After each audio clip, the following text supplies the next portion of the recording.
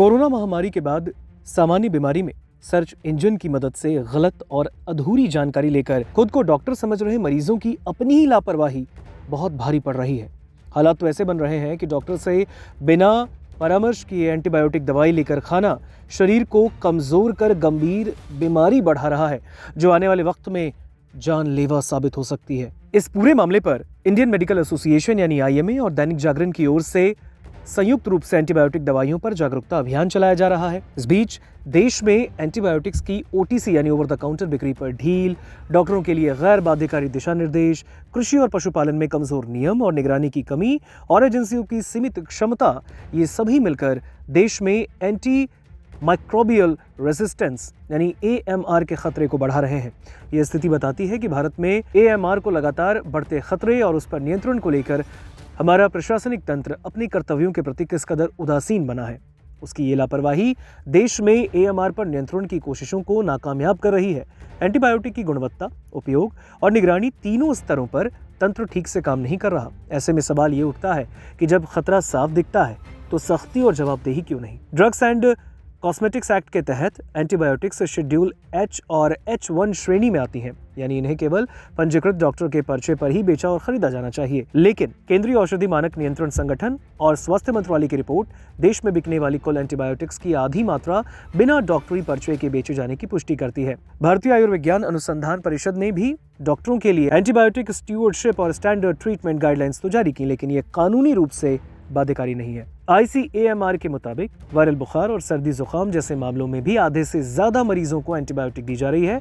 अस्पतालों में एंटीबायोटिक लिखे डॉक्टरी पर्चे की कोई ऑडिट व्यवस्था नहीं, जिससे ब्रॉड स्पेक्ट्रम एंटीबायोटिक्स का ज्यादा इस्तेमाल होने से AMR बढ़ रहा है।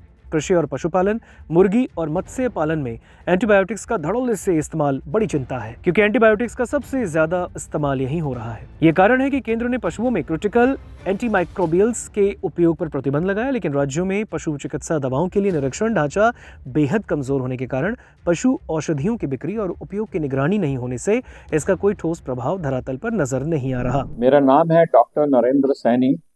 मैं हूँ इंडियन मेडिकल एसोसिएशन की AMR committee, anti microbial resistance committee का चेयरमैन। मुझे बहुत खुशी हो रही है आप सबको बताते हुए कि इंडियन मेडिकल एसोसिएशन और दैनिक जागरण के बीच में एक समझौता हुआ है।